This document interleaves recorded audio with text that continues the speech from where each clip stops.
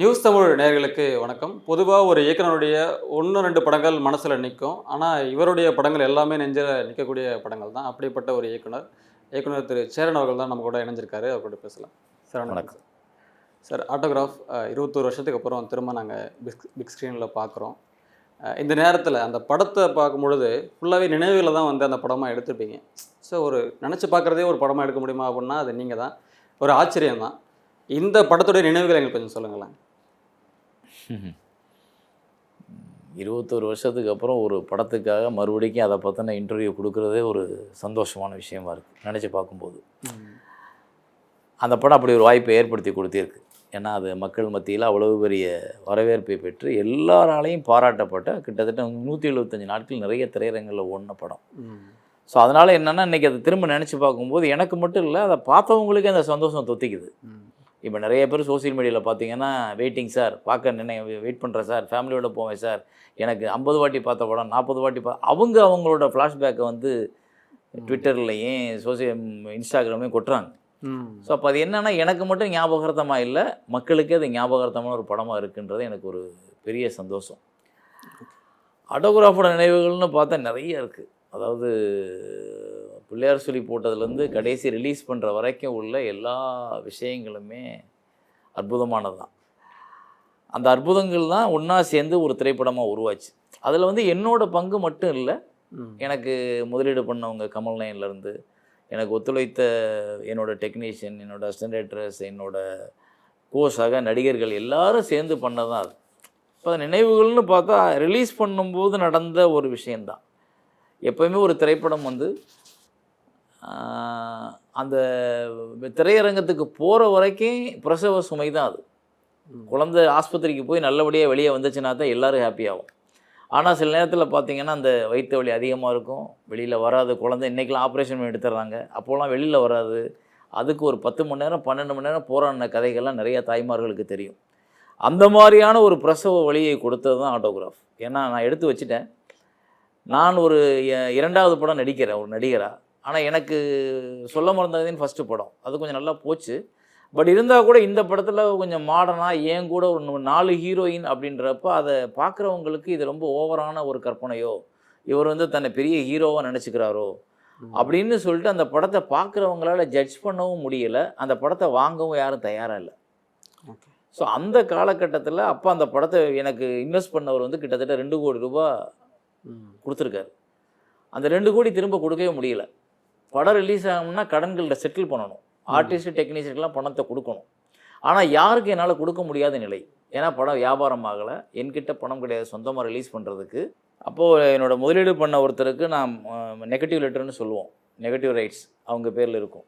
அவர் வந்து கிளியரன்ஸ் கொடுத்தா மட்டும்தான் லேபில் படத்தை வெளியே கொடுப்பாங்க, இல்லாட்டி கொடுக்க மாட்டாங்க. அப்போலாம் பிரிண்ட்டு தான். அந்த பிரிண்ட்டை எடுத்துகிட்டு போகிறதுக்கு கிட்டத்தட்ட எல்லா ஏரியாவில் வந்து டிஸ்ட்ரிபியூட்டர்ஸ் வெயிட் பண்ணிகிட்ருக்காங்க. நான் படத்தை ரிலீஸ் பண்ணேன், என் கையில் 10 பைசா கிடையாது, ஏன்னா யாருமே வரல. அந்த என்னென்னா அப்போ ஒருத்தன் வந்து ஒரு டைரக்டரே ஒரு ஹீரோவை நடித்து அது ஒரு 4 பெண்களோட ஒரு ஆட்டோகிராஃப்னு ஒரு இங்கிலீஷ் டைட்டில் வச்சுக்கிட்டு ஒரு படம் வருது அப்படின்றது யாருக்கு அது என்னன்னு புரியல அந்த காலகட்டத்தில்.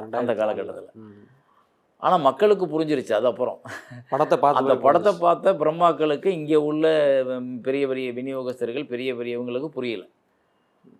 அப்போ எனக்கு வேறு வழி இல்லை, இந்த படத்தை ரிலீஸ் பண்ணுறதா இல்லை என்ன பண்ண. ஏன்னா ஏற்கனவே பல ரிலீஸ் தேதிகளை குறிப்பிட்டு தள்ளி போட்டாச்சு.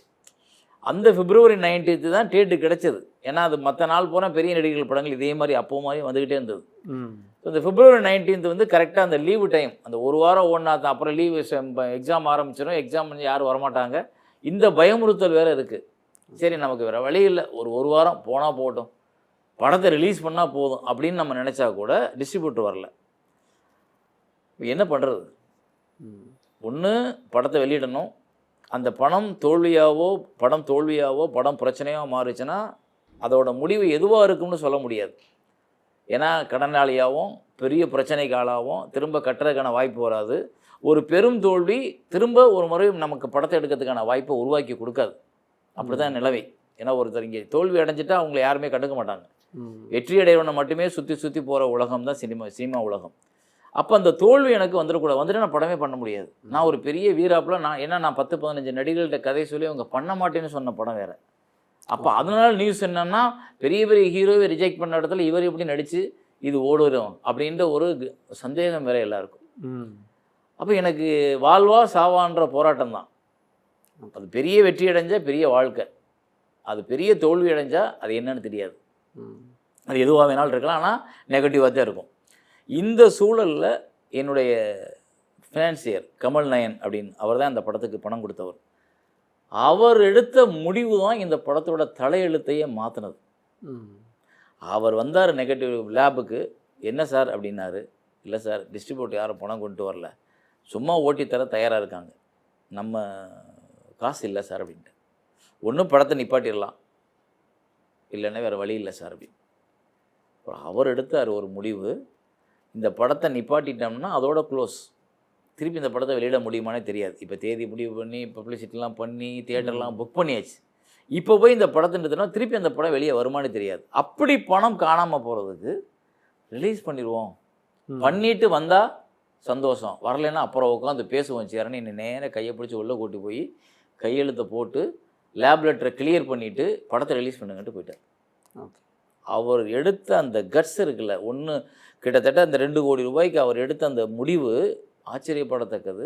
யாருமே பண்ண முடியாது.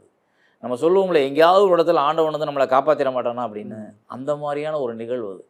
மனிதர்கள் உருவத்தில் ஆண்டவனை பார்ப்போம்னு சொல்லுவோம் இல்லையா, அப்படி ஒரு நிகழ்வு. அப்போ நான் அவர் அப்படி தான் பார்த்தேன். எந்த நம்பிக்கையில் அவர் என்னை நம்பி 2 கோடி ரூபா விட்டுட்டு போகிறாரு. இத்தனைக்கு பெரிய நண்பர் கிடையாது, இந்த பாண்டவர் பூமியிலேருந்து தான் அவருக்கு நண்பர். அப்போ அவர் ஒரு ஒரு ஒரு ஏதோ ஒரு நம்பிக்கை வச்சார்ல, அதுதான் அந்த நம்பிக்கையோட முதல் வெற்றி. அப்புறம் அந்த படத்துக்கு அப்புறம் நிறைய டெக்னீஷியன்ஸ், பரத்வாஜ் ஸ்னேகாவிலேருந்து நிறைய டெக்னீஷியன்ஸுக்கு பணம் பேலன்ஸ் இருந்தது. அதெல்லாம் அவங்கக்கிட்ட போய் நான் முதல் நாள் ஒவ்வொருத்தர் வீட்லேயும் போய் கேட்டு கொஞ்சம் ரெக்வெஸ்ட் பண்ணி எனக்காக விட்டு கொடுங்கன்னு சொல்லி, நான் படம் ஓடிச்சுன்னா கொண்டாந்து தந்துடுறேன் அப்படின்னு சொல்லியே கேட்டு வாங்கி கிளியர் பண்ணேன். ஆனால் ஒரு வாரம் கழித்து படம் பெரிய வெற்றி, மிகப்பெரிய வெற்றி அப்படின்றப்போ பணம் வந்து குமியுது, பணம் வந்து கொட்டுது, கூரையை புதிர் கொட்டுன்னு சொல்லுவாங்கள்ல, அது மாதிரி கொட்டுது. அப்போ அந்த பணத்தை வந்து எல்லாருக்கும் செட்டில் பண்ணி, எல்லா நடிகர்கள் டெக்னீஷியன்கள் செட்டில் பண்ணி, அந்த ஃபினான்சியருக்கு அது வந்து ஒரு பெரிய மரியாதை. அந்த பணத்தை திருப்பி கொடுக்குறது மரியாதை இல்லை, அவரை எப்படி பார்க்குறோன்றது மரியாதை இருக்குல்ல. இன்றைக்கு வரைக்கும் அவரை எனக்கு ஒரு சிறந்த நண்பராக, சிறந்த வழிகாட்டியாக நான் பார்த்துக்கிட்டு இருக்கேன். ஆட்டோகிராஃப் எனக்கு கற்றுக் கொடுத்த பாடம். Okay sir. சார், இந்த ஆட்டோகிராஃப்னு பேசும்பொழுது சின்ன வயசு செந்திலோட வாய்ஸுமே நீங்கள் தான் பேசியிருப்பீங்க. ஆமாம். அது வந்து நம்ம நுணுக்கமாக பார்த்தா தான் தெரியும், இந்த சேரன் சாரோட வாய்ஸ் தானே, எப்படி அது அந்தளவுக்கு பொருந்தி போகும். அந்த படத்துலையுமே நீங்கள் ஒரு பெரிய நிறைய வேரியேஷன்ஸ் காட்டியிருப்பீங்க. காலேஜ் பையனாக இருக்கும் பொழுது, அப்புறம் வேலைக்கு போகும் பொழுது, அப்புறம் கொஞ்சம் உடம்பு போடும். அந்த டியூரேஷன்ஸ்க்கு எப்படி சார் எடுத்துக்கிட்டீங்க? அதுக்கான கால அளவு எடுத்துக்கிட்டீங்க? அதுக்கு கால அளவு கிட்டத்தட்ட 1 வருஷம் ஆச்சு. 1 வருஷத்தில் நாங்கள் இந்த மாற்றத்தை எல்லாம் பண்ணணும். ஏன்னா அப்படி பண்ணினா தான் நம்பகத்தன்மை வரும். நான் வந்து ஒரு 30 வயசில் திருமணம் பண்ண போகிறேன் அப்படின்றப்ப 22 வயசில் நான் கல்லூரி படிக்கும்போது எப்படி இருந்திருப்பேன்ற லுக்கு கொண்டு வரணும். 20 வயசு 21 வயசு அதை கொண்டுட்டு வரணும். அப்போ நான் வந்து ஒரு 72 கிலோ இருந்தேன். 72 77 கிலோ 80 கிலோ இருந்தேன். 80 கிலோ இருந்துட்டு, அப்போ எனக்கு இந்த இன்னைக்கு ஆரி அர்ஜுனன் இருக்கார்ல நடிகர், அவர் தான் அன்னைக்கு எனக்கு ஜிம் மாஸ்டர். அப்போ அவர் பேர் அகில். அவர் எனக்கு ட்ரெயின் பண்ணி ஒரு 15-25 நாளில் ஷூட் பண்ண போகிறோம் அந்த படத்தை. எனக்கு அந்த உடம்பு குறைக்கிற ஐடியாவுக்கு என்னென்னு தெரியாமல் தவிச்சுக்கிட்டு இருந்த நாள். ஓகே. அப்போ அவர் எதேச்சும் எங்கள் ஆஃபீஸ்க்கு வர்றார். அவர் நல்லா 6 பேக்கை வச்சு அழகாக ஜிம்முன்னு ட்ரிம் பண்ணி அவ்வளோ அழகாக இருக்கார் உடம்புல. அப்போ அவர்கிட்ட கேட்குறேன், இது எப்படி பண்ணுறீங்க அப்படின்னு. இது ஹார்ட் ஒர்க் பண்ணி எக்ஸசைஸ் பண்ணால் வரலாம் சார் அப்படின்னு. எவ்வளோ நாள் ஆகும்னா 6 மாதம் ஆகும்னார் அவர். அப்போ நான் சொன்னேன், 25 நாள் எனக்கு ஷூட்டிங் இருக்குது, என்னை அப்படி மாற்றிட முடியுமா அப்படின்னு கேட்டேன். சிரிச்சார். அப்போ நான் வந்து ட்ரை பண்ணுவோமா அப்படின்னு கேட்டேன். நான் ட்ரை பண்ணலாம் சார் அப்படின்னாரு. ஸோ அந்த 25 நாட்களில் கிட்டத்தட்ட 12 கிலோ 13 கிலோ குறைச்சேன் நான். 80லேருந்து அப்படியே குறைச்சி கிட்டத்தட்ட 67 கிலோவுக்கு வந்துட்டேன். அப்படி ட்ரிம் ஆனது தான் அந்த லுக்கு, ஒரு ஸ்டூடெண்ட்டுன்ற ஒரு லுக்கையும், அந்த பெல் பாட்டம், அந்த ட்ரெஸ்ஸு, அந்த ஹிப்பி ஹேர் ஸ்டைல், அதுக்காக முடி வளர்த்துருந்தேன். முடி வளர்த்து அதை கொண்டு போய் ரமேஷ்னு ஒரு ஹேர் கட்டர் இருப்பார் இங்கே, அவர் வந்து எனக்கு அந்த பழைய காலத்து ஹேர் ஸ்டைலில் செட் பண்ணி கொடுத்தாரு. அப்புறம் வந்து சாயோட காஸ்டியூம்ஸ் வந்து ரொம்ப எனக்கு அந்த பழைய பெல் பாட்டம், அகல பாபி காலர், அந்த பெல்ட்டு அதெல்லாம் ரெடி பண்ணி கொடுத்தாங்க. அப்போ இந்த உடம்பும் அந்த லுக்கும் அந்த ஹேர் ஸ்டைலும் கரெக்டாக என்னை வந்து பழைய காலத்தை கூட்டிகிட்டு போச்சு. ஸோ ஒரு ஹார்ட் ஒர்க்கு தான் அது அந்த ஒர்க்கை பண்ணது. அதுக்கப்புறம் நான் என்ன பண்ணேன், இதை தான் முத எடுத்தோம். எடுத்துட்டு அப்புறம் நான் ஸ்கூல் போர்ஷன் எடுக்கும்போது மறுபடியும் கொஞ்சம் வெயிட்டு போட்டு ஸ்னேகாவோட போர்ஷன் எடுத்தேன். ஓகே. அப்புறம் ஸ்னேகாவோட போர்ஷன் எடுத்து முடிச்சுட்டு அதுக்கப்புறம் கொஞ்சம் மாற்றிக்கிட்டு தாடி வளர்த்து கொஞ்சம் முடிய மாற்றிட்டு கொஞ்சம் உடம்பு போட்டு மறுபடிக்கும் இந்த லைவ் போர்ஷன்ஸ் போய் எடுத்தேன். கல்யாணம் பண்ணுறது திருப்பி எல்லா ஊருக்கும் போகணும். இப்போ நாங்கள் வந்து ஒவ்வொரு லொக்கேஷனுக்கு திரும்ப ஒரு முறை 2 முறை 3 முறை போக வேண்டிய கட்டாயம். ஸோ இது எல்லாம் நான் ப்ரொடியூசராக இருக்கிறதுனால சாத்தியமாக இருந்துச்சு. இப்போ வேற ஒரு ப்ரொடியூசர்னால் முதல்ல இதை புரிஞ்சுக்கவும் மாட்டாங்க. இன்னொன்று அதுக்கான காலகட்டமும் அதுக்கான செலவும் திரும்ப திரும்ப போகும்போது அதிகமாகும். இது அன்னைக்கே வந்து 4.5 கோடி ரூபாயில் எடுத்த படம் அப்போவே. அப்போ 4.5 கோடின்றது கிட்டத்தட்ட 10 கோடிக்கு சமம். 10 கோடி 12 கோடிக்கு சமம் அப்போ எடுத்த படம். அப்படி எடுத்த படம் அது. அந்த சீசனல் சேஞ்சஸும் அந்த லுக்கு சேஞ்சஸும் அந்த ஒவ்வொருத்தரையும் சின்ன வயது அடுத்த வயது அடுத்த வயதுன்னு காமிச்ச விஷயந்தான் அந்த படத்தை பார்க்குறவங்களுக்கு ஒரு பெரிய நம்பகத்தன்மையும் எப்படி இது சாத்தியம்ன்றதையும் உருவாக்குச்சு. ஸோ அதில் நீங்கள் வந்து என்னோட குரலை மட்டும் கவனிச்சிருப்பீங்க. அந்த குரலுக்கு வந்து லட்சுமி நாராயணன் ஒரு என்னோட இன்ஜினியர் தான் போனார். நாங்கள் வந்து நானே அப்போ வந்து மிஷின்லாம் கிடையாது. இன்றைக்கி மாதிரி ஏஐ மூலமாக மாற்றி பண்ணிடுவோம்.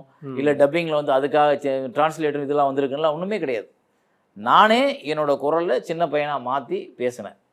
பேசி அது கரெக்டாக மேட்ச் ஆச்சு. அது ஒரு பெரிய அப்படியே பொருந்தினது. அது வந்து என்னென்னா அந்த மெனக்கடல் தானே. இப்போ நம்ம ஒன்று கொடுத்துட்றோம் அதை சரியாக கொடுத்துடணுன்ற ஒரு பயம்தான். ஏன்னா ஆடியன்ஸ் முட்டாள் கிடையாது. அவன் எதையுமே சரியாக இருந்தால் பயங்கரமாக பாராட்டுவான், சரியாக இல்லைன்னா அப்படி பண்ணிட்டு போயிடுவான். ஸோ அப்போ அந்த ஏற்பட்ட ஆடியன்ஸுக்கு சரியான படத்தை ஏமாத்தாமல் கொடுத்துரும்ன்ற பயம்தான் இவ்வளோ மெனக்கடலுக்கு காரணம். பட் அதுக்கான ரிசல்ட் கிடைச்சது. அப்போது உங்களுடைய வாத்தியார் அந்த படத்தில் இளவரசு சாரோட வயசான கேரக்டரில் அந்த கேரக்டர்லையுமே அவர் தான் வாய்ஸ் பண்ணியிருப்பார். வயசான பிறகு அந்த மேக்கப் எப்படி சார்? ஆனால் அது அவர் இல்லை, அந்த வயசான நபர் அது அவர் இல்லை. ஆனால் அதே ஃபேஸ் கட். ஆமாம், அதே ஃபேஸ் வாய்ஸை வந்து வயசான ஒரு வாய்ஸாக மாற்றி மாதிரி. அது இதே மாதிரி இப்போ நான் எனக்கு சின்ன வயசாக மெனக்கெட்டது மாதிரி அவரை நிப்பாட்டி வச்சு அவரை கொஞ்சம் மெதுவாக அந்த வயசான ஆளாக நிதானமாக பேச வச்சோம். பேச வச்சது அவர் அந்த தோற்றத்துக்கு அவரோட குரலே போட்டது தான் வேறு பொருத்தமாக அமைஞ்சது. ஓகே சார், இப்போ நீங்கள் இந்த படத்தை எடுக்கும் பொழுதெல்லாம் ஓரளவுக்கு நல்லா அறியப்பட்ட ஒரு இயக்குனர். அப்போ பல நடிகர்கள்கிட்ட படம் கதை சொல்லியிருப்பீங்க. அப்போது நாங்கள் கேள்விப்படுறது விஜய் சார்கிட்டையும் அந்த கதையை சொன்னதாக கேள்விப்பட்டோம். ஆமாம். அது ஏன் நடக்காமல் போயிடுச்சு அப்படின்னு தெரிஞ்சுக்கலாங்களா? விஜய் சார் வந்து பண்ணுறதுக்கு ரொம்ப இன்ட்ரெஸ்டாக இருந்தார். விஜய் சாருக்கு படம் பிடிச்சது, கதை பிடிச்சது. அவர் வந்து கதையை கேட்டார். ஒரு கிட்டத்தட்ட 2 மணி நேரம் நான் அவர்கிட்ட கதை சொல்கிறேன். எந்த அசைவும் இல்லாமல் எந்த டிஸ்ட்ராக்ஷனும் இல்லாமல் ஒரு சின்ன மூச்சு விடுற சத்தம் கூட கேட்காது. அப்படி அப்சர்வ் பண்ணார் அந்த கதையை. எனக்கு ஆச்சரியமாக இருந்துச்சு. ரொம்ப நாளைக்கு அப்புறம் அப்படி ஒரு நடிகரை பார்த்தேன் நான். அப்படி கதை கேட்குறவங்கள எந்த சின்ன டிஸ்டர்பன்ஸ் கூட கிடையாது. அவர் கண்ணு கூட அசையாது. அப்படியே ஒரு ரூமில் 2 பேரும் உட்காந்து கேட்டால் அது ரொம்ப பிடிச்சிச்சு அவருக்கு. நல்லா இருக்குண்ணா, ரொம்ப நல்லா இருக்குண்ணா அப்படின்னு அண்ணா அண்ணான்னு சொல்லுவார். ரொம்ப நல்லா இருக்குண்ணான்னு சொன்னார். அப்பாட்ட பேசுங்கண்ணான்னு சொன்னார். ஆனால் பட் என்னோட தேதிகள் வந்து அவரோட தேதிகள் வந்து எனக்கு மாதம் 10 நாள் அப்படின்னு கொடுத்தாங்க. ஓகே. பட் அப்படி கொடுக்கும்போது இந்த மாற்றங்கள் நான் பண்ண முடியாது. ஸோ எல்லாருமே மாறி போகிறதுக்கும் அவங்க வேணாம்னு சொல்கிறதுக்கும் இல்லை அவங்கள நம்ம இந்த திரைப்படத்தில் ஒரு கதை போய் இன்ட்ரெஸ்டாக சொல்கிறோம், அவங்க வேணும்னு தான் சொல்கிறோம். அப்போ திரும்ப அவங்க வேணாம்னு ஆகுறதுக்கு ஏதாவது ஒரு காரணம் இருக்கும் இல்லையா? ஒன்று சம்பளம் அதிகமாக இருக்கும், இல்லை நம்ம பட்ஜெட்டுக்குள்ளே வராது, இல்லை வேறு ஏதாவது காரணம். அப்படி ஒரு காரணம் தான் அவர் அப்போ நிறைய படங்கள் பண்ணிகிட்டு இருந்தார். அப்போ அவங்க அப்பா என்ன சொன்னார்னா, சேரன் நல்ல கதை நல்லா இருக்குன்னு சொன்னான் தம்பி, ரொம்ப பிடிச்சிருக்கு அவனுக்கு, பண்ணணும்னு இன்ட்ரெஸ்ட் இருக்கான், ஆனால் வந்து வேறு வேறு படங்கள் பண்ணிகிட்டு இருக்கான், உங்கள் படத்துக்கு மட்டும் தனியாக 8 மாதம் கொடுக்க முடியாது. ஏன்னா எனக்கு அந்த மாற்றங்கள் தேவை. நான் அவர்கிட்ட சொன்னேன், எனக்கு சிறு வயது, நடு வயது, அப்புறம் வந்து ஸ்னேகாவோட ஏற்படுற அந்த ஃப்ரெண்ட்ஷிப்புக்கான அந்த வயது, வேலை தேடுற காலகட்டம், அப்புறம் கொஞ்சம் மெலியணும், வேலை தேடுற காலகட்டத்தில் ரொம்ப மெலிஞ்சிருப்பேன். ஸோ அதெல்லாம் செய்யணுன்றப்ப அவர் அதுக்கு ஒத்துழைக்கணும். அவர் ஒத்துழைக்கணும்னா சாதாரண படம் ஆகிறது. இது வந்து ஆட்டோகிராஃபில் விஜய் காலேஜ்லேயும் ஒரே மாதிரி இருப்பார், வேலை தேடும் போது ஒரே மாதிரி இருப்பார், கடைசிலையும் ஒரே மாதிரி இருப்பார், எந்த சேஞ்சஸும் பண்ண முடியும். அப்போ இந்த படம் ஏற்படுத்தின தாக்கத்தை இது ஏற்படுத்தாது. அதனால நான் எனக்கு என்னென்னா அந்த 10 நாளில் இதை செய்ய முடியாதுன்றதுக்காக நான் அது வேணாம்னு மறுத்தேன். இதற்கு பிறகு அவரை சந்திச்சிங்களா? அந்த படம் பற்றி எதுவும் பேசினாங்களா? படத்தை பார்த்து அவரே படம் பார்த்துட்டு என்னை கூப்பிட்டு பேசினார். ஒரு நிறைய இன்டர்வியூவில் அவர் சொல்லியிருக்கார், ஆட்டோகிராஃப் நான் மிஸ் பண்ண படம், எனக்கு ரொம்ப பிடிச்ச படம்னு சொல்லியிருக்காரு. அவர் பிரார்த்தனா தியேட்டரில் படம் பார்த்துட்டு நான் சொன்ன, அவர் ஃபோன் பண்ணது, அண்ணே நான் வந்து கிட்டத்தட்ட 80 கார்களுக்கு பின்னாடி நிற்கிறேன், உங்கள் படம் தான் பார்க்க போகிறேன் அப்படின்னு சொல்லிகிட்டே போனார். பார்த்துட்டு வந்து பேசினார். ஓகே. இப்போது அவர் அரசியலுக்கு வந்துட்டார். அவரோட அடுத்தடுத்த மூவ்லாம் பார்க்குறோம். அவரோட அரசியலை நீங்கள் எப்படி பார்க்குறீங்க? நான் அவரை சினிமாக்காரராக பார்க்குறேன். நான் ஒரு சினிமாக்காரன். அவரும் நானும் சினிமாவை பற்றியோ இல்லை அவரை பற்றிய சினிமா பற்றிய விஷயங்களையோ நான் பேச முடியும். நான் ஒரு அரசியல்வாதி அல்ல. அரசியலுக்கு நான் போகும்போது மட்டும்தான் அவருடைய பார்வையை பற்றி நான் விமர்சிக்க தகுதி இருக்குது. இப்போ நான் குடிமகன், நான் ஓட்டு போடுறது எப்படி யாருக்கும் தெரியாதோ அதே மாதிரி என்னோட வியூ என்னன்னு யாருக்கும் சொல்ல முடியாது. ஓகே சார், திரும்ப நம்ம ஆட்டோகிராஃபுக்கே வரலாம். வருவோம். என்னன்னா அந்த படத்தில் சின்ன சின்ன விஷயங்கள் கூட நம்மளை திரும்ப ஞாபகப்படுத்தும். ஒரு படமோ ஒரு படைப்போ எப்போ அது வெற்றி பெறுது அப்படின்னும்போது நம்மளை அப்படியே நம்ம திரும்ப பார்க்குற மாதிரி அந்த கிராமங்களில் அந்த 10 ரூபா பையை எடுத்துக்கிட்டு பள்ளிக்கூடத்துக்கு போவதாகட்டும், அந்த முதல் காதல், அது காதல்னே தெரியாது அப்போ. ஆமாம், காதல்னே உணர முடியாது. காதல்னே அது காதலா காமமாக ஒன்றுமே தெரியாது, ஒரு ஈர்ப்பு இருக்கும், பேசுவோம். அப்போ அந்த கேரக்டர் நீங்கள் காட்டும் பொழுது கமலாவுடைய சின்ன வயசு கேரக்டர் காட்டும் பொழுது கிட்டத்தட்ட அவங்களுக்கு வந்து நீங்கள் லவ் பண்ணுறது, அதாவது நீங்கள் விரும்புகிறது தெரியும், ஆனால் உங்களுக்கு நீங்கள் அவங்கள விரும்புறீங்கன்னே தெரியாது அப்படின்ற மாதிரி தான் எடுத்திருப்பீங்க. அந்த ஒரு இது எப்படி சார் எடுத்தீங்க? அது வந்து ஒரு இன்னசென்ட் ஸ்டேஜ் தானே. 10வது படிக்கும்போது அன்னைக்கு அதான் சொல்கிறது, 90s கிட்ஸுக்கு முன்னாடி இருக்கிற 80s கிட்ஸு 70s கிட்ஸ் இவங்களுக்கெல்லாம் 10வது படிக்கும்போதுனா காதல்னால் என்னன்னே தெரியாது. ஒரு ஈர்ப்பும் அந்த பிள்ளை மேலே நமக்கு ஒரு பெரிய பாசமும் அன்பும் இருக்கும். அது பின்னாடி அடுத்த காதலை உணரும் பொழுது தான் அவங்க மேலே வச்சிருந்த நமக்கு காதலானே தெரியும். அப்படி ஒரு எதையுமே சொல்லப்படாத, எதையுமே வெளிக்காட்டாத, ஆனால் ரொம்ப பிடிச்சி போன ஒரு விஷயந்தான் அந்த 10வது காதல்.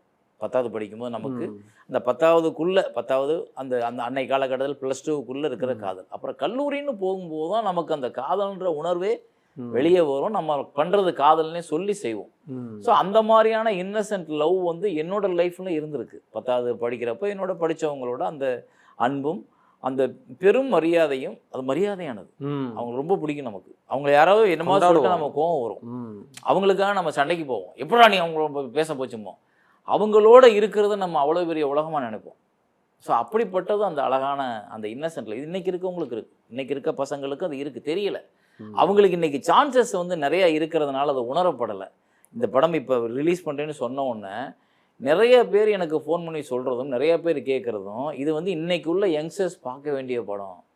அவங்க இந்த படத்தை பார்த்தா அவங்களுக்கு ஒரு பெரிய ஆச்சரியம் ஏற்படும். காதல்னால் இவ்வளோ அழகானதான்னு அவங்க புரிஞ்சுக்க ஆரம்பிப்பாங்க. இன்றைக்கி அவங்களுக்குள்ள ஒரு பெரிய குழப்பம் இருக்குது. எது காதல்னு தெரியல, யார் சரின்னு தெரியல, எப்படி காதலை ஹேண்டில் பண்ணணும்னு தெரியல. அதை இந்த படம் பார்த்தா அவங்களால அதை ஹேண்டில் பண்ண முடியும். ஏன்னா ஹேண்டில் பண்ண முடியும்னு ஏன் ஒவ்வொரு பெற்றோரும் சொல்கிறாங்கன்னா, இன்றைக்கி பெற்றோர்கள் புரிஞ்சுக்கிட்டாங்க எல்லாருக்கும் காதல் வேணுன்றதை, காதல் இருக்கும், அதை அக்செப்ட் பண்ணிக்கின்றது. அப்போ எது சரியான காதல், எது நல்ல காதல்ன்றதை அவங்க புரிஞ்சுக்கிறதுக்கு அந்த மெச்சூரிட்டியும் அந்த அனுபவமும் தேவை. ஆனால் இன்றைக்கி உள்ள சோசியல் மீடியா, இன்றைக்கி உள்ள அட்வான்ஸ் டெக்னாலஜிஸ் வந்து எல்லாரோடையும் எல்லாத்தையும் எல்லா நேரையும் ஷேர் பண்ணுறதுக்கான இடத்த கொண்டு வந்துச்சு. அதனால் இன்றைக்கி உள்ள யங்ஸ்டர்ஸுக்குள்ளே இல்லை அந்த அதை இப்போ படிச்சுட்டு வேலைக்கு போகிற வரைக்கும் உள்ள இந்த ஸ்டேஜுக்குள்ளே ஒரு பெரிய கன்ஃபியூஷன்ஸ் இருக்குது. அந்த வாழ்க்கையை சூஸ் பண்ணுறதுல இடத்துல இப்போ நாங்கள் இன்றைக்கி இருக்கோம். நம்ம என் தலைமுறையோ இல்லை எனக்கு அடுத்த தலைமுறையோ எனக்கு அடுத்தவங்களாம் வாழ்க்கையை சிறப்பாக அமைச்சிக்கிட்டதுக்கு ஒரு தெளிவான பார்வை ரொம்ப அவசியமாக இருந்தது. இன்றைக்கி தெளிவான பார்வை இல்லாத அவசரமான ஒரு பார்வை இருக்கிறதுனால தான் 6 மாதத்தில் டைவர்ஸு, போனோன்னா டைவர்ஸு, இது தேவையில்லை. இன்றைக்கி பார்த்தா டைவர்ஸ் கேசஸ் நிறைய ஆயிடுச்சு. அது காரணம்னா காதல்ன்ற பேரில் ஒன்று உருவாகிறது, ஆனால் அதை பற்றின புரிதலோ அதை எப்படி ஹேண்டில் பண்ணுற பக்குவமோ தெரியல. ஆனால் ஒரு காதல் அவசியமானது வாழ்க்கைக்கு. சாப்பாடு எப்படி அவசியம், வேலை எப்படி அவசியமோ, ஒரு காதலும் ஒரு திருமணமும் ஒரு பெண்ணும் நம்மளோட சக தோழியாக, சக மனைவியாக, சக அன்பு காட்டுறவளாக பயணிக்கிறதுக்கு நம்ம ஒருத்தி வேணும். அந்த ஒருத்தி யாருன்றதான் ரொம்ப அழகானது. அந்த ஒருத்தியை சூஸ் பண்ணுறதுக்கு இன்றைக்கி இருக்க ஜென்ரேஷன் தடுமாறுது. அதுக்கு இந்த படம் அவங்களுக்கு பெரிய கண்டிப்பாக நீங்கள் சொல்கிற மாதிரி ஒரு கிளாரிட்டியை கொடுக்கறதுக்கு, இப்படி தான் நம்ம போகணுமோ அப்படின்றத நினைவூட்டுறதுக்கு கூட கண்டிப்பாக ஆட்டோகிராஃப் உதவும். நம்ம அதே மாதிரி பார்க்கும்பொழுது நீங்கள் கேரளா சீன்ஸ் வரும், அங்கே நீங்கள் மலையாளத்தை வந்து புரிஞ்சிக்க முடியாமல் திணறுவீங்க. படத்தில் திணறும் பொழுது அவங்க என்ன சொல்கிறாங்க, கிட்டத்தட்ட உங்கள் மேலே காதல் வந்துச்சுன்னா நான் சொல்கிறேன் அப்படின்ற மாதிரி ஹீரோயின் சொல்லுவாங்க. அதுக்கு பிறகு ஒரு பாட்டு ஒன்று வரும். அந்த பாட்டு முழுக்கவே வந்து நீங்கள் தமிழில் பாடுவீங்க, அவங்க அப்படியே வேறெல்லாம் மலையாளத்தில் பாடுவாங்க. அது முடிகிற கடைசி 2 வரிகள் வந்து நீங்கள் மலையாளத்தில் பாடுவீங்க, அவங்க தமிழில் பாடுவாங்க. அப்படியே அடுத்த சீன் வந்தால் அவங்க வந்து தமிழில் பேச ஆரம்பிப்பாங்க, நீங்கள் வந்து மலையாளத்தில் 1-2 வரிகள் பேசுவீங்க. இந்த ஐடியா எப்படி சார் வந்தது? ஏன்னா முழுக்கமே நீங்கள் பாட்டை கேட்கும்பொழுது இது நல்லா இருக்கே அப்படின்னு தோணும். ஆனால் அந்த கொஞ்சம் நுணுக்கமாக பார்க்கும்போது தமிழில் வருது, மலையாளத்தில் வருது, ரெண்டுமே நமக்கு புரியுற மாதிரி இருக்கும். மலையாளம் தெரியாதவங்களுக்கு கூட மலையாளம் புரியுற மாதிரி இருக்கும். இந்த ஐடியா எப்படி சார் வந்தது? இல்லை, ஒரு திரைப்படம் எடுக்கும் பொழுது இயக்குனருக்கான பொறுப்பு என்னென்னா, இந்த திரைப்படம் மக்களுக்கு எல்லாத்துக்கும் எல்லா காட்சிகளும் புரிஞ்சிடணும். அதுதான். அப்போ புரிய வைக்கும்போது நிறையா காட்சிகள் வந்து மௌனமாக இருக்கிற காட்சிகளே புரிஞ்சுக்கிற முடியும். அதுலேயே நிறைய மௌனமான காட்சிகள்லாம் இருக்கும், புரிஞ்சுக்கிற முடியும். சில காட்சிகளுக்கு மொழி தேவைப்படுது. எல்லா காட்சிகளுக்கும் இங்கே மொழி தேவையில்லை, சில காட்சிகளுக்கு மொழி தேவைப்படுது. ஆனால் நமக்கு பொதுவாகவே அந்நிய மொழி அப்படின்னா, இப்போ இங்கேருந்து கேரளா போனோம்னா முத தமிழ்நாட்டிலேருந்து கேரளாவுக்கு போகிறவனுக்கோ இல்லை கர்நாடகத்துக்கு போகிறவனுக்கோ இல்லை பாம்பேக்கு போகிறவனுக்கோ அந்த மொழி ஒரு பெரிய பிரச்சனையாக இருக்கும். ஏய் என்ன பேசுகிறாங்கன்னே புரியலடா, என்னடா சொல்கிறாங்க, ஏய் சாப்பாட்டுக்கு என்னடா, தோசைக்கு என்னடா சொல்லணும், இப்படி தான் நம்ம கேட்போம். புரியுதா? வண்டி கார் டாக்ஸி கூப்பிடணும், எப்படா கூப்பிடுறது, காடி அப்படின்னு சொல்ல தெரியாது நமக்கு இல்லையா? அப்போ அந்த தடுமாற்றம் வந்து எல்லாருக்கும் இருக்கும்.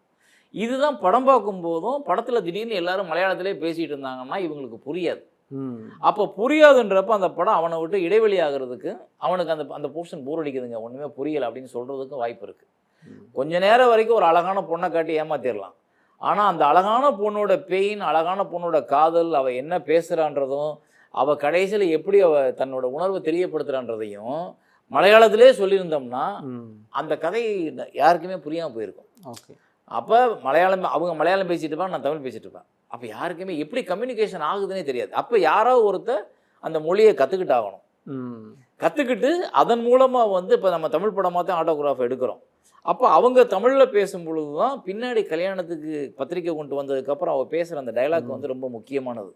அப்போ அந்த பத்திரிக்கை கொடுக்கறதுக்கு வந்தப்போ டைலாக் வந்து மக்கள்கிட்ட ரீச் ஆகுறதுக்கு தமிழில் பேசினா தான் ரீச் ஆகும். இதே டைலாக்கை மலையாளத்தில் வச்சுருந்தோன்னு வச்சுங்களேன், செந்தில் யான் அறியாம் நீங்களோட வழி என்னன்னு அப்படின்னு போயிருந்தோம்னா புரிஞ்சிருக்காது. அப்போ அவங்கள தமிழ் பேச வைக்கணும். எப்படி வைக்கிறது அப்படின்றப்போ இது முன்னாடி அந்த காதலை ஆரம்பித்த உடனே ஒருத்தர் அதான் உன் உனக்காக உன் தாய்மொழிக்காக நான் பாஷையை கஷ்டப்பட வரிலாம் வரும். ஸோ அப்படியே அவங்களோட மொழியை நான் கற்றுக்கிட்டேன், என் மொழியை அவங்க கற்றுக்கிட்டாங்கிறத எப்படி டிரான்ஸ்லேட் பண்ணுறது அப்படின்றப்போ இந்த பாட்டு ஒரு அழகாக அமைஞ்சது.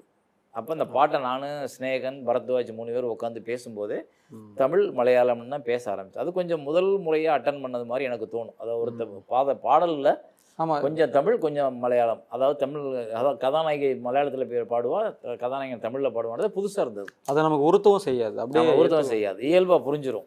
அந்த டியூன் அப்படி அமைஞ்சது. அது ஒரு கடினமான டியூனாவோ இல்லை நம்மளால் சந்தோஷப்படுற டியூனாவோ இல்லைன்னா அது அவ்வளோ ரீச் ஆகிருக்காது. ஸோ அது அமைஞ்சதில் நிறைய பேருக்கு பங்கு இருக்குது.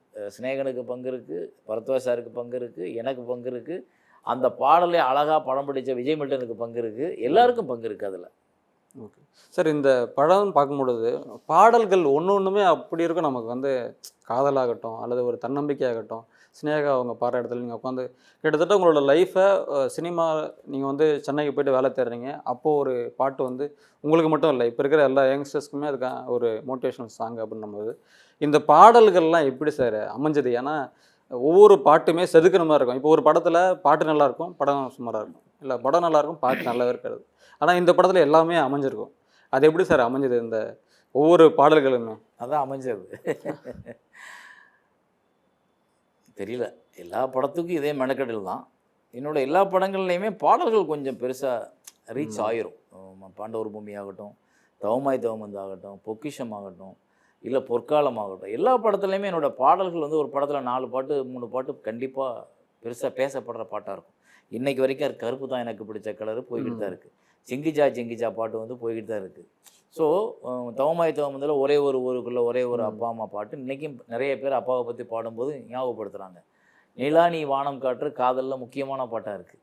ஸோ எங்கேயோ எனக்கு வந்து இந்த பாடல்களை தேர்வு பண்ணுறதுக்கான ஏதோ ஒரு நல்ல கேள்வி ஞானம் இருக்குது. எனக்கு இந்த பாட்டு நல்லா இருக்கே அப்படின்னு உணர்றதுக்கு. ஏன்னா நான் இளையராஜா பாடல்களையும் எம்எஸ்சியோட பாடல்களையும் கேட்டு வளர்ந்து திரும்ப யார் என்ன பாடலில் முணுமுணுக்கிறாங்கன்னு தெரியும் போது, அப்போ இந்த டியூன் திரும்ப முணுமுணுப்பாங்களா அப்படின்னா முணுமுணுக்கிறாங்கன்னு தெரியும் போது நம்ம அதை சூஸ் பண்ணுறோம். அப்படி அமைஞ்சது தான் ஒவ்வொரு பாட்டும். ஆனால் அதில் குறிப்பாக என்ன ஒரு அழகான விஷயம்னா அந்த பாடல்களுக்கான வரிகள் அமைஞ்சது தான் பெரிய கதை. அதுக்கு ஸ்நேகனை நான் வறுத்தெடுத்ததும், விஜயை நான் விரட்டி பிடிச்சி அந்த வரிகளை வாங்கினதும் ஒரு பெரிய கதை. ஆனால் இன்றைக்கி எல்லாருக்குமே நல்ல அந்த படத்தில் வந்து இன்னொன்று பார்த்தீங்கன்னா எனக்கு மட்டும் நல்ல வாழ்க்கை வந்துடல. அது அந்த படத்தால் மற்றவங்களுக்கு நிறைய வாழ்க்கை வந்துச்சு, நிறைய பேர் அந்த வாழ்க்கையை கொண்டாடினாங்க. அதுக்கு ஆட்டோகிராஃப் ஒரு காரணமாக அமைஞ்சது. ஓகே சார், நீங்கள் இந்த படத்தை பற்றி பேசும்பொழுது தவமாய் தவமருந்து சொன்னீங்க. என்றைக்குமே இப்போ தீபாவளி முடிஞ்சது, அப்போது வந்து அந்த அப்பாவோட சீன் என்னாலையுமே அதை பொருத்தி பார்த்துக்க முடியும். ஒவ்வொரு தீபாவளி அப்போவுமே என்ன நடக்கும் அப்படின்றது. அந்த படம் பார்க்கும்பொழுது ஒரு 3.5 மணி நேரம், இப்போ தியேட்டருக்கெல்லாம் இருக்கக்கூடிய பேரியரையே நீங்கள் உடைச்சிட்டு 3.5 மணி நேரம் பாருங்கள் அப்படின்ற ஒரு கட்ஸ் ஒன்று வந்துச்சு இல்லைங்களா? அதோட ஒரிஜினல் ஃபுட்டேஜ் எவ்வளவு தூரம் ஏன்னா இப்போ நீங்கள் படமே 3.5 மணி நேரம் வச்சுருக்கீங்க, அப்போ ஒரிஜினல் எவ்வளோ தூரம் இருந்திருக்கும் அப்படின்றது. ஒரிஜினல் ஃபுட்டேஜ்ன்றது அப்போ தான் வந்து டிஜிட்டல் வந்த நேரம். அது முதல் முறையாக வந்து டிஜிட்டலில் முதல் முறையாக தமிழில் சரியான தெளிவான ஒரு டெக்னாலஜியோட வந்த முதல் படம் தவமாய் தவமறுது. அது இன்றைக்கும் பார்த்தா நிறைய பேருக்கு டிஜிட்டல்னு தெரியாது, ஃபிலிம் லுக்கில் இருக்கும். ஓகே. அதுக்கு காரணம் வந்து கேமராமேன் பிரபு. ஸோ அவர் அந்த படத்தை தெளிவாக கொடுத்தாரு. அப்போ அந்த படத்தை எடுக்கும் பொழுது எங்களுக்கு என்னென்னா ஒரு ஃப்ரீடம் இருந்துச்சு. ஃபிலிம் தான் இல்லையே, ஃபிலிமோட காஸ்ட்டு அதில் வராதே, நம்ம டேப்பில் தான் எடுக்கிறோம். அப்போ வந்து டேப், இப்போ வந்து சிப்பு வச்சுருக்கோம், அப்போ வந்து டேப்பு, சின்ன வேரிகேம் டேப். அந்த டேப்பில் எடுக்கும்போது எங்களுக்கு ஒரு ஃப்ரீடம் கொஞ்சம் நிறையா எடுக்க முடியும்.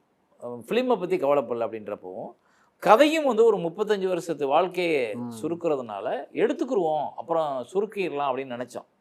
ஆனால் எடுத்த ஃபுட்டேஜே 8 மணி நேரம் வந்துருச்சு. 8 மணி நேரம்? 8 மணி நேரம். 8 மணி நேரம்ன்றது நான் சொல்கிறது ரஃப் கட், அதாவது எடிட் பண்ணாத கட்டு.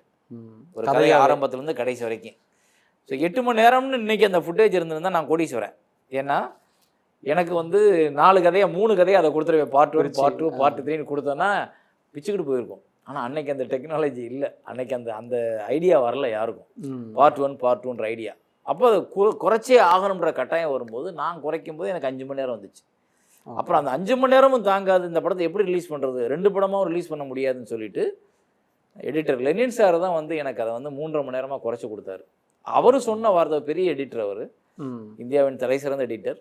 அவர் சொன்னது இந்த படத்தை இதுக்கு மேலே குறைக்கக்கூடாது, குறைச்சோம்னா அதோட அந்த அந்த அந்த எசன்ஸ் போயிடும், கருன்னு இல்லை, அந்த அந்த உணர்வு போயிடும். இது வந்து நார்மலாக வேகமாக பண்ணுற படம் அல்ல, மெதுவாக அவன் நிதானித்து தன்னோட உறவுகளை, தன்னோட வாழ்க்கையை, தன்னோட அப்பாவை பற்றிய உன்னதங்களை உணரும் படம். இதை இப்படி தான் கொடுக்கணும், இதுக்கு மேலே குறைக்க முடியாதுன்னு 3.5 மணி நேரம் குறைச்சி போயிட்டார். ஸோ நான் அப்படியே ரிலீஸ் பண்ண வேண்டிய கட்டாயம். ஆனால் எனக்கு ஒரு பயம் என்னென்னா, இது திரையரங்குகளுக்கு போனால் அவங்க இஷ்டத்துக்கு கட் பண்ணிடுவாங்க. கட் பண்ணால் இந்த படத்தோட உணர்வு போயிடும். மற்ற படமாக இருந்தால் ஒரு பாட்டை தூக்கிடலாம், ஒரு ஃபைட்டை தூக்கிடலாம். இந்த படம் பாட்டும் ஃபைட்டும் அல்ல, இது படம், இது வாழ்க்கை. இந்த வாழ்க்கையில் எந்த இடத்த தூக்குனாலும் நம்ம காணாமல் போயிடுவோம். அப்போ அதனால் வந்து வேறு வழி இல்லைன்ட்டு நான் திரையரங்குகளுக்கும் உரிமையாளர்களுக்கும் ஒரு கடிதம் எழுதினேன். இந்த படத்தில் வந்து ஒரு ஃப்ரேம் கூட நீங்கள் குறைக்கக்கூடாது, குறைச்சிங்கன்னா சட்டப்படி நான் வந்து நடவடிக்கை எடுப்பேன் அப்படின்னு சொல்லி அவங்கள்ட்ட ரெக்வெஸ்ட்டாகவும் ஆர்டராகவும் அந்த கடிதத்தை அனுப்பிச்சேன். ஆனால் என்னோட நல்ல விஷயம், ஆட்டோகிராஃப் பெரிய வெற்றி அடைஞ்சதுனால அவங்க இதில் ஏதோ இருக்குன்னு நம்பினாங்க. அந்த நம்பினதுக்கான வெற்றி கிடைச்சது. அப்போ எல்லாரும் பாராட்டினாங்க. சார், இப்போ உங்களுடைய படங்கள்னு பார்க்கும் பொழுது உங்களை ஒரு இயக்குனராக தாண்டி எல்லாருக்குமே உங்களோட நடிப்பு ரொம்ப பிடிக்கும். நீங்கள் நடிக்கிறதே தெரியாது. இப்போ நீங்கள் இந்த படத்துலேயே ஆகட்டும், எல்லா படங்கள்லையுமே இப்போ சொல்ல மறந்த கதையெல்லாம் சொல்லிட்டாங்கன்னா இது சேரன் சாரோட படம் தானே, உங்களோட டைரக்ஷன்னே சொல்லுவாங்க, தங்கர்பச்சனோட படம் அப்படின்னு சொல்ல மாட்டாங்க. அந்த அளவுக்கு நடிப்பில் உங்களுக்கு எப்படி சார் ஒரு ஈடுபாடு வந்தது? ஒரு இயக்குனர்னா அவர் தான் அந்த கேப்டன் ஆஃப் த ஷிப் அப்படின்னு சொல்லுவாங்க, அவருக்கு பெரிய பேர்டன் இருக்கும். ஆனால் உங்ககிட்ட அது எதுவுமே தெரியாது. நீங்கள் இந்த படத்தில் இருக்கிற மாதிரி, ஆட்டோகிராஃபில் இருக்கிற மாதிரி நிறைய மெனக்கெட்டிருப்பீங்க, சேஞ்சஸ் நிறைய இருக்கும். அது எப்படி சார் முடிஞ்சது? இப்போ நீங்களே நடிக்கணும்னு முடிவு பண்ணிட்டீங்களா, அல்லது டைரக்ட் பண்ணால் போதுன்னு முடிவு பண்ணிட்டீங்களா? ரெண்டுத்தையும் எப்படி பேலன்ஸ் பண்ணீங்க? நடிக்கணுன்றது தான் என்னோட முதல் கனவு, உள்ளே வந்ததே. ஆனால் அதுக்கப்புறம் அது என்னால் சாத்தியமில்லை, என்னை முடியாதுன்னு நானே எனக்குள்ளே செல்ஃப் அனலைஸ் பண்ணிக்கிட்டேன். ஏன்னா அதுக்கு வாய்ப்பே இல்லை அந்த காலகட்டத்தில். அப்போ நான் ஒரு இயக்குனரான முடிவு பண்ணி வந்துட்டேன். இயக்குனர் ஆனதுக்கப்புறம் எனக்கு நடிக்கிற ஆசையே வரல. ஓகே. ஏன்னா இது அதை விட பயங்கரமான ஒரு வேல்யூபிளான ஒரு ஒர்க். அந்த ஒர்க் பார்க்கும்போது எனக்கு நடிக்கிற ஆசை வரல. தங்கர்பச்சன் தான் வந்து நடிக்க கேட்குறாரு. நான் அவரை திட்டுறேன், உனக்கு என்ன பைத்தியமாக பிடிச்சிருக்கு, அழகி நல்லா ஓடி இருக்கு, போய் ஒரு நல்ல ஹீரோ வச்சு படம் பண்ணி ஜெயிச்சு பெரிய அளவுக்கு போ அப்படின்றேன். எனக்கு இது ஒரு தமிழ் மூஞ்சி வேணும்டா, உன் மூஞ்சி தானடா தமிழ் மூஞ்சின்னு சொல்லி அவர் என்கிட்ட கேட்குறாரு. நான் ஒத்துக்கல முதல்ல. ஆனால் அப்புறம் இந்த கதையை கேட்குறேன். கதையை கேட்கும்போது எனக்கும் தங்கருக்கும் ஒரு பெரிய அமைதி வருது. அந்த கதை ஏதோ ஒன்று பண்ணுது. அந்த கதையை கேட்கும்போது நம்மளை அறியாமல் எங்கேயோ ஒரு இடத்துல நம்மளை கனெக்ட் பண்ணுறோம். கஷ்டமாக இருக்குது, மனசை ரொம்ப நொறுக்குது அந்த கதை. இந்த கதை நல்ல கதை அப்படின்றப்போ நான் அந்த முடிவெடுக்கிறேன். இந்த மாதிரி கதைகளில் நம்ம ஒரு பங்களிப்பு இருக்கலாம். அதுவும் தங்கர் மாதிரி ஒரு அழகி கொடுத்த டைரக்டர் உணர்வு ரீதியாக எடுத்துருவார். அதனால் நம்ம அந்த ஒரு படம் நடிக்கலான்னு, ஒரு படம் நான் அப்படி தான் முடிவு பண்ணுறேன். ஒரு படம் நடிக்கலாம் அப்படின்னு முடிவுக்கு வரேன். முடிவுக்கு வந்து நடிச்சிட்டேன். நடித்து முடித்ததுக்கப்புறம் எல்லோரும் பாராட்டினாங்க, எல்லாருக்கும் வந்து அந்த படம் பிடிச்சது. ஆனால் எனக்கு அந்த படத்தில் வந்து நான் கொஞ்சம் ஒரு 15% 20% கொஞ்சம் மிகையாக நடித்த ஃபீல் வந்தது எனக்கு. ஓகே. நான் ஒரு சிறந்த நடிகன்லாம் கிடையாது. நான் ஒரு கதாபாத்திரத்துக்குள்ளே எனக்கேற்ற மாதிரி ஒரு கதாபாத்திரம் இருந்தால் அதுக்குள்ளே பொருந்திக்கிற ஒரு ஆள். டக்குன்னு ஆட்டோகிராஃப் ஞாபகம் வந்துருச்சு. ஆமாம் அந்த படத்தில் இருக்கிற ஒரே ஒரு ஃபைட்டு தான். ஆமாம். மற்றது ஃபுல்லாக அந்த காதல், வீடு, வேலை அப்படியே போயிட்டுருக்கோம். எப்படி சார் இந்த உங்களோட படங்களில் பெருசாக நீங்கள் ஃபைட்டையே வைக்க மாட்டீங்க? அது ஏன் இப்படி நீங்கள்? ஏன்னா இப்போ வந்து தமிழ் சினிமாவே ஃபைட் சினிமான்னு சொல்லிடலாம். அந்த மாதிரி தான் போயிட்டுருக்கு. ஆனால் உங்களோட படங்கள் அது இல்லவே இல்லை. என்னோடய வாழ்க்கையில் எனக்கு சண்டை போடுறது பிடிக்காது. யாரு கூடயும் சண்டை போட மாட்டேன். சண்டை போட்டோன்னா மன்னிப்பு கேட்குற முதல் ஆள் நானாக தான் இருப்பேன். அதனால் எனக்கு என்னோடய திரைப்படங்களில் வன்முறையோ இல்லை அடிதடியோ காமிச்சு அது மக்களுக்கு அதை நம்ம நினைக்கிறோம் அது சினிமாவுக்குன்னு. ஆனால் படம் பார்க்குறவனில் 100 பேரில் 20 பேர் இப்படி அடிக்கலாம்னு கூட எடுத்துக்கிறான். அவன் அடிக்கலாம்னு கூட எடுத்துக்கிறான். அப்போ அந்த அடிக்கலாம்னு எடுத்துக்கும்போது அவனுக்கு எங்கேயோ ஒரு இடத்துல வன்முறையை கற்றுக் கொடுக்குறோம். அதுதான் இன்றைக்கி பாருங்கள், எங்கே வேணாலும் அடிக்கிறான், யாரை வேணாலும் அடிக்கிறான், ரோட்டில் போகும்போது அடிக்கிறான், யாரை வேணாலும் வெட்டுறான். அதெல்லாம் எங்கேருந்து வந்தது அப்படின்னா, ரொம்ப பயந்து கொலை பண்ண காலம் போய் அசால்ட்டாக கொலை பண்ண காலம் வந்துருச்சு. இன்னைக்கு ஃபேன்சி ஆயிடுச்சு. அதை வீடியோ ரீல் எடுத்து போடுறவன்லாம் வந்துட்டான். அப்போ அவங்களுக்கு என்னென்னா சினிமா அவங்கள பாதிக்குது. சினிமா அவங்களுக்கு ஏதோ ஒன்று உள்ளுக்குள்ளே கொண்டு இன்ஜெக்ட் பண்ணுது. அப்போ அது நல்லதாக தானே இருக்கணும். ஏன் அதை வந்து வன்முறை ஃபைட்டு அதெல்லாம் அப்படின்னு நான் எடுக்கிறதில்ல. Okay sir. தேவையான இடத்துல மட்டும் அது ஒரு தகராறாக ஒருத்தருக்குள்ளே பிரச்சனையாக இருக்கும்போது மட்டும்தான் அதை பயன்படுத்துவேன். அப்படி பயன்படுத்தினா தான் ஆட்டோகிராஃபும். அதாவது இவங்களை வந்து போஸ்ட் மாஸ்டர் குடும்பத்தை ஊரை விட்டு அனுப்பணும். அதை பயமுறுத்தி அனுப்பணும். திரும்ப அந்த ஊருக்கே வந்துடக்கூடாது. அதுக்காக வந்த கூட்டம் தான் அது. அவன் ஒரு ஹீரோயிசம் காட்டி அடிக்கலை. இல்லை, அப்பா அம்மாவை காப்பாற்றுறதுக்காக அவன் அடிக்கிறான். ஆனால் அவன் அடி வாங்குறான் கிடையாது. அப்போ கூட தமிழன் அப்படின்னு சொல்லும் பொழுது தான் உங்களுக்கு ஒரு கோவம் வரும். அடித்து வெட்டும்போது கூட ஆமாம் ஆமாம் தமிழன் தானடா அப்படி தானடா பண்ணுவோம். அந்த ஒரு டோன் வந்தபோது தான் உங்களுக்கு கோவம் வந்து அடிக்கிற மாதிரி இருக்கும். சார், கமிங் பேக், இந்த ஆட்டோகிராஃப் இப்போ 14ஆம் தேதி ரிலீஸ் ஆகுது. தவமாய் தவமிருந்து எப்போ எதிர்பார்க்கலாம் ரீ ரிலீஸ்? அது முயற்சி பண்ணுவோம். இதுக்கு என்ன வரவேற்பு கிடைக்குது? நான் இதை எப்படி பார்க்குறேன்னா, ஆட்டோகிராஃபை நான் இப்போ எல்லாரும் இது ஒரு எந்த படத்தையும் போட்டால் காசு வந்துடும் தேட்டரில் அப்படின்னு பார்க்குற படம் இல்லை. இது திரும்ப இந்த மக்களுக்கு ஒரு அனுபவமாக மாறணும். நீங்கள் அன்னைக்கு உள்ள மக்கள் படம் பார்த்தவங்களுக்கு இன்றைக்கி லைஃப் எவ்வளவோ மாறி இருக்கும். அவங்க திரும்ப இந்த படத்தை பார்க்கும்போது அவங்களுக்கு இது ஒரு புது அனுபவமாக இருக்கும் இல்லையா? அன்னைக்கு என்கிட்ட இருந்தவங்க இன்றைக்கி யாராக இருக்காங்க? அன்னைக்கு என்கிட்ட இருந்தவங்களில் பணமும் புகழும் வந்தவங்க யாராக இருக்காங்க? அந்த பணம் வராதவங்க யாராக இருக்காங்க? எல்லாமே இருக்குது. அனுபவத்தில் வெறும் வயது முதிர்ச்சி மட்டும் அனுபவத்தை கொடுத்துறாது. வயது முதிர்ச்சி மட்டும் தெளிவான பார்வையை கொடுத்துறாது.